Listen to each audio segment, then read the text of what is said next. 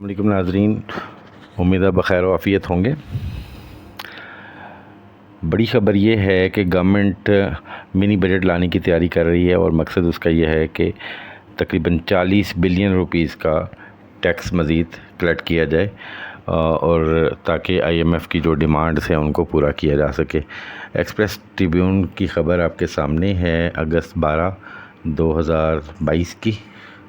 और ये जो टैक्सेस हैं उसमें जो मेन फोकस है वो ये है कि फर्टिलाइज़र यानी खाद, शुगर यानी चीनी, टेक्सटाइल यानी कपड़े की सनत के ऊपर फर्दर टैक्सेस लगाने का प्लान है। और जो फाइनेंस बिल आया था उसमें मज़ीद अमेंडमेंट की जाएगी और एक प्रेसिडेंशियल या सदारती ऑर्डिनेंस जारी किया जाएगा ताकि IMF को खुश किया जा सके और IMF की डिमांड्स को पूरा किया जा सके।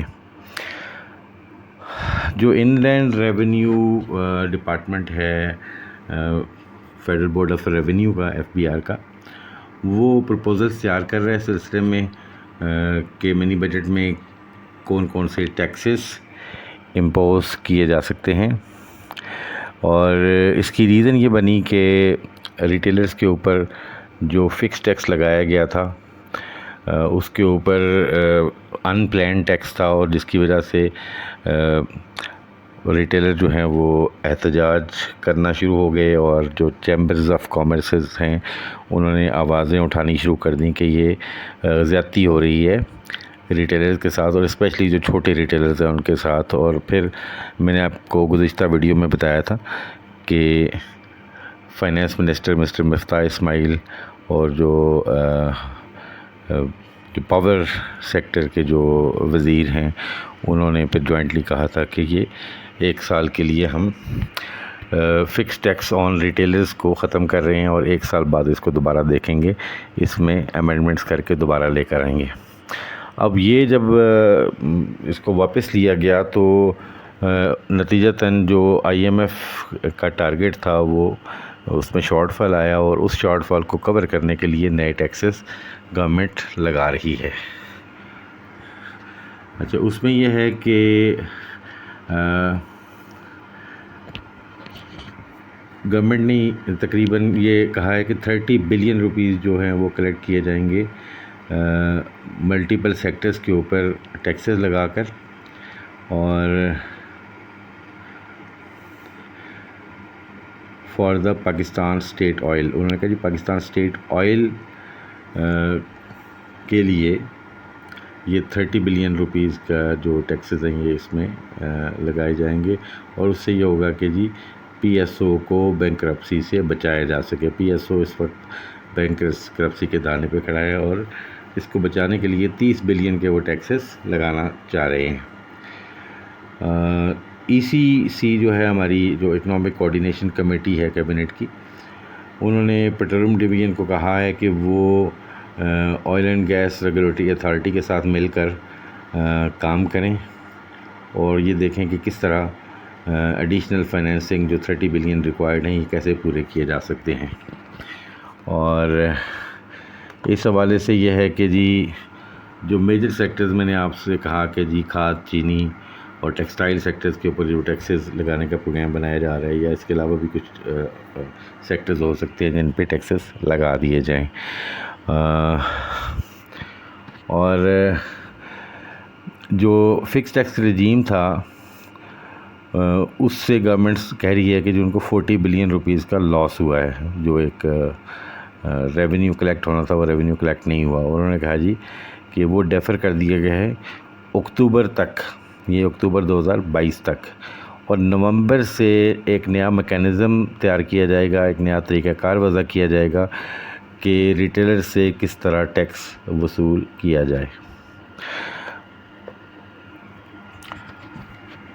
अच्छा, मैंने आपको ये भी बताया था कि रिटेलर्स के ऊपर जो फ़िक्स टैक्स था वो रिटेलर्स या बिज़नेस कम्युनिटी के प्रेशर की वजह से अगस्त 4 को विड्रॉ कर लिया गया था। हालांकि उसका कोई नोटिफिकेशन अभी इशू नहीं हुआ और मेरे सोर्सेज ये बता रहे हैं कि उसमें शायद कोई टेक्निकल इशू ये है कि शायद एक ऑर्डिनेंस के थ्रू इसको रिवर्स किया जा सकता है। और ये डिटेल्स तो मैं आपको गुज़िश्ता वीडियो में आपसे शेयर कर चुका हूँ। और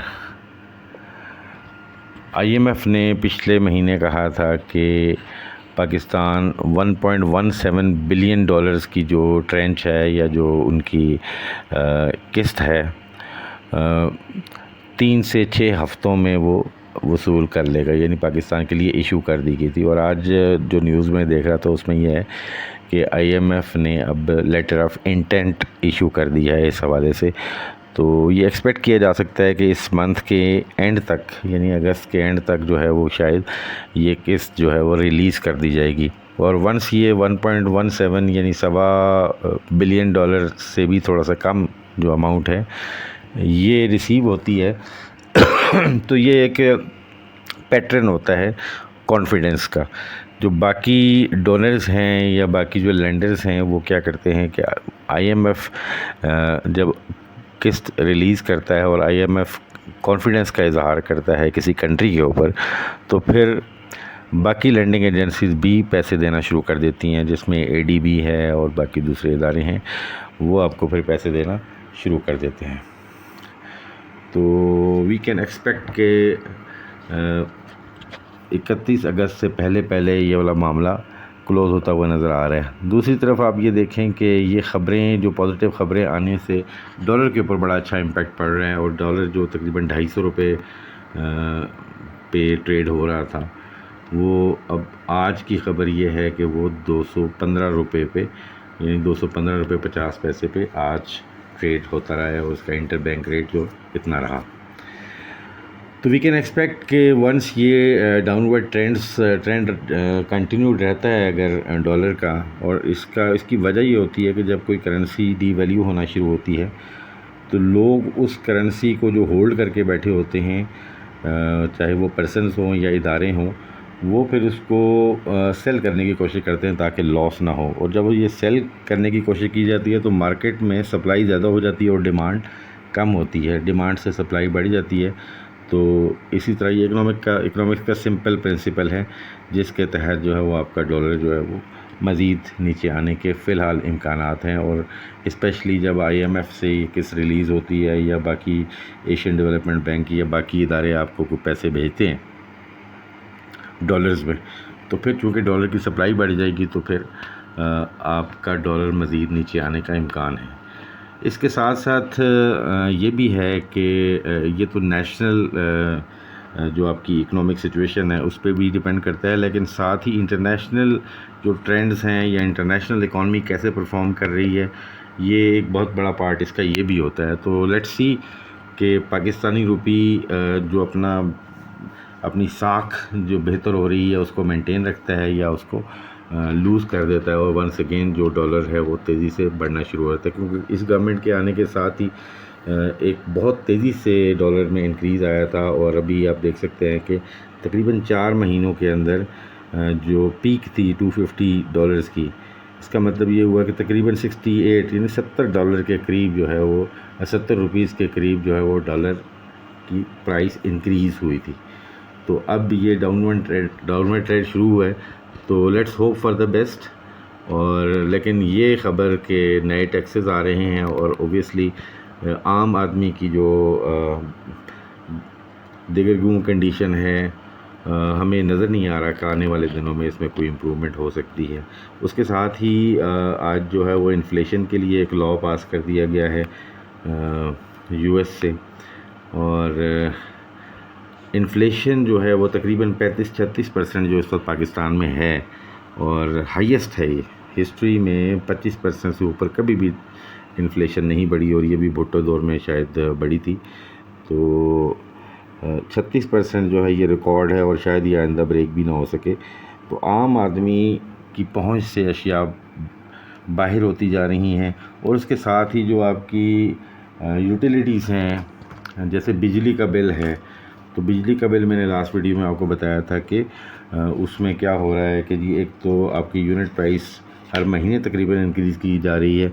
और उसके साथ साथ फ्यूल एडजस्टमेंट चार्जेस और सेल टैक्स और फेडरल एक्साइज ड्यूटी और क्वार्टरली एडजस्टमेंट और इस तरह की चीज़ें डाल के आपका बिल जो है वो डबल, यानी कि अगर आप देखें आज से 4-5 साल पहले जो आपका बिल आता था तकरीबन 4 to 5 टाइम्स आपका बिल हो गया है, लेकिन आपकी इनकम इस हद तक नहीं बढ़ी। तो इस चीज़ पे भी गौर करने की ज़रूरत है कि जो तेज़ी से पाकिस्तान का जो मुतवसत तबका है या जो मिडिल मैन है, मिडिल तबका है, वो बड़ी तेज़ी से एलिमिनेट हो रहा है और लोग बड़ी तेज़ी से लोअर मिडिल क्लास और फिर गुर्बत की लकीर जिसको कहते हैं उसमें जाते जा रहे हैं। सर्वाइवल उन लोगों की डिफ़िकल्ट होती जा रही है। तो इस पे प्लानिंग की ज़रूरत है और इस पे काम करने की ज़रूरत है कि आम आदमी की हालत को कैसे बेहतर बनाया जा सकता है। ऑब्वियसली इसमें जो नेसेसिटीज़ होती हैं, जिसमें आपका आटा है, दालें हैं, चावल हैं, गोश्त है और फिर आपकी यूटिलिटीज़ हैं, इनकी प्राइसेस को मिनिमम रखा जाता है पूरी दुनिया में। मेरे दोस्त हैं यूके में, मैं उनसे बात कर रहा था, तो वहाँ पे जो बिजली की प्राइस है, मैंने उनसे कहा, उन्होंने कहा यार बिजली की प्राइस तो हमारे लिए कोई कंसिडरेबल चीज़ ही नहीं है कि हम उसको देख सकें कि यार ये कोई बहुत बड़ा बोझ है हमारे ऊपर। वो कह रहे थे हम 40 पाउंड देते हैं और 6 महीने बाद हमारा अक्सर जो है वो रिफ़ंड आ जाता है, यानी हमारी बिजली कंज्यूम कम होती है और हमने बिल ज़्यादा दिया होता है तो हमें गवर्नमेंट वापस करती है पैसे। तो आपके ख़र्चे क्या यूके से भी ज़्यादा हैं, यूएस से भी ज़्यादा हैं, बाकी कंट्रीज से ज़्यादा हैं? तो बराह करम इसको गौर किया जाए। और जो पावर कंपनीज़ हैं, इनकी जो बदमाशियाँ हैं या इनकी जो इनएफिशिएंसीज़ हैं, उनके ऊपर गौर किया जाए कि वो कैसे कम की जा सकती हैं। पावर लॉसेस हैं, ये जो कुंडे लगाए जाते हैं मिली भगत से, मुफ्त बिजली जो दी जाती है इधर उस पे, फिर और उसके अलावा जो आपके एक्सपेंसेस हैं इन बिजलियों की कंपनियों के, वो आप कंपेयर करें दुनिया की बाकी इलेक्ट्रिक कंपनी से। आई एम श्योर कि आप लोगों को बड़े इंटरेस्टिंग फैक्ट्स मिलेंगे। जैसे मैं देख रहा था कि GPIA पाकिस्तान की नेशनल एयरलाइन है और उसकी जो पर एरोप्लेन नंबर ऑफ़ एम्प्लॉइज़ हैं वो वन ऑफ़ द हाईएस्ट हैं दुनिया में। यानी अगर दुनिया में 10 बंदे होते हैं एक प्लेन के लिए, तो यहाँ पे आपके हो सकता है 400 बंदे काम कर रहे हो एक प्लेन के लिए। तो ओवर एम्प्लॉयमेंट और उसके बाद यह है कि जी लल्ले तलल्ले कंट्रोल ना होना चीज़ों का, गवर्नेंस ना होना, इन चीज़ों पे फोकस करने की ज़रूरत है। और आई एम श्योर कि जब आप इस पे फोकस करेंगे तो आपकी कॉस्ट कट होंगी, कम होंगी। और कॉस्ट मैनेजमेंट जो है ना, उस पर बड़ा इंपॉर्टेंट रोल जो होता है वो कॉस्ट ऑडिट का होता है। मैं गवर्नमेंट से ये कहता हूँ कि आप हर सेक्टर के ऊपर कॉस्ट ऑडिट मैंडेटरी कर दें। जब आप कॉस्ट ऑडिट को मैंडेटरी करेंगे तो बड़ी क्लियरली ये सामने आ जाएगा कि किस आइटम की कॉस्ट क्या पड़ रही है और वह सेल किस तरह किया जा रहा है और वहाँ पे कहाँ कहाँ इनएफिशिएंसीज़ हैं। उन इनएफिशिएंसीज़ को रिमूव करने के लिए इन कंपनीज़ को टारगेट्स दिए जाएँ जो उन्होंने साल 2 साल में मीट करने हों, और अगर वो मीट ना करें तो उनके ऊपर पेनल्टीज़ वगैरह आप डालें। तो इस तरह चीज़ों को रिड्यूस किया जा सकता है। मैं वंस अगेन मैं ये कहता हूँ कि जो आपकी एसेंशियल कमोडिटीज़ हैं, जैसे आपका आटा है, चीनी है, दालें हैं, ये जो लोग बैठे हुए हैं इनके कॉस्ट ऑडिट्स आप करवाएं। आपको पता चलेगा कि ये लोग परचेज़ कितने की कर रहे हैं, मतलब फार्मर से चीज़ कितने की उठा रहे हैं और आगे बेच कितने की रहे हैं।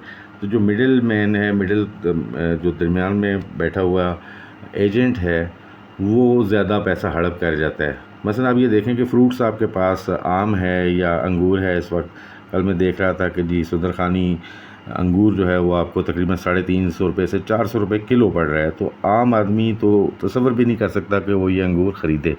लेकिन आप ये चेक करें कि आपकी मंडी में इसका क्या रेट है। चलें सिंपल यहाँ पे देख लें कि आपकी शहर की मंडी में इसका क्या रेट है। आप होल सेल में बोली पे जब इसको ख़रीदते हैं तो ये 100 रुपये से भी कम में वहाँ पड़ रहा होता है। 70-80 रुपये में आप उसको पर केजी आपको ये कॉस्ट पड़ रही होती है। रेडी पे आकर ये प्राइस जो है वो 400 रुपये 350 रुपये क्यों हो जाती है। अगर ये 100 रुपये का अगर आपको पड़ रहा है और आप उसको 150 रुपये में बेचें तो 150 रुपये में लोग इसको ख़रीदें, आम आदमी भी इससे फ़ायदा उठाएं। इसी तरह ये केला है, केले की प्राइस जो नॉर्मली होती है वो 10-20 रुपये दर्जन से ज़्यादा नहीं पड़ती, लेकिन 150 रुपया, 200 रुपया ये आपको यहाँ पड़ रहा होता है आम आदमी के लिए। तो इस पे कंट्रोल करने की ज़रूरत है। आप देखें इंडिया के अंदर देखें, बाकी कंट्रीज़ में देखें कि ये फ्रूट्स जो हैं बहुत सस्ते अवेलेबल हैं। तो यहाँ पे जो मुनाफाखोरी है उसको रोकने की ज़रूरत है। उसको फ़िक्स कर दिया जाए कि यार आप 20% कमीशन ले सकते हैं, 15% ले सकते हैं, 100% या 200% आप कमीशन नहीं ले सकते, ठीक है। इसी तरह ट्रांसपोर्ट है। अब ट्रांसपोर्ट में पेट्रोल के बढ़ने से जो इजाफे हुए हैं वो कई गुना इजाफा हो गए हैं। अब आप पेट्रोल की प्राइस आने वाले दिनों में कम होने के इम्कानात हैं। क्या ये किराए कम होंगे? नहीं होंगे। इस चीज़ पे बिल्कुल मेक श्योर किया जाए कि जब चीज़ों की प्राइसेस कम होती हैं तो उससे एसोसिएटेड हर चीज़ की प्राइस कम होनी चाहिए, और गवर्नमेंट कोई ऐसी रेगुलेशन बनाए कि जो लोग नहीं करते उनको सज़ाएं दी जाएं। तो तभी आम आदमी की हालत को बेहतर बनाया जा सकता है। ये कुछ मेरी वीडियो थोड़ी लंबी हो गई, लेकिन दिल की आवाज़ थी, और मैं ये चाहता हूँ कि गवर्नमेंट आम आदमी के ऊपर फोकस करे। ये कोई भी स्टेप लेने से पहले ये देखे कि इसका इम्पैक्ट एक गरीब आदमी या एक मुतवस्सित आदमी के ऊपर क्या पड़ेगा। इजाज़त दीजिएगा, हाज़िर होते हैं एक नई वीडियो के साथ। अल्लाह ने के बाद।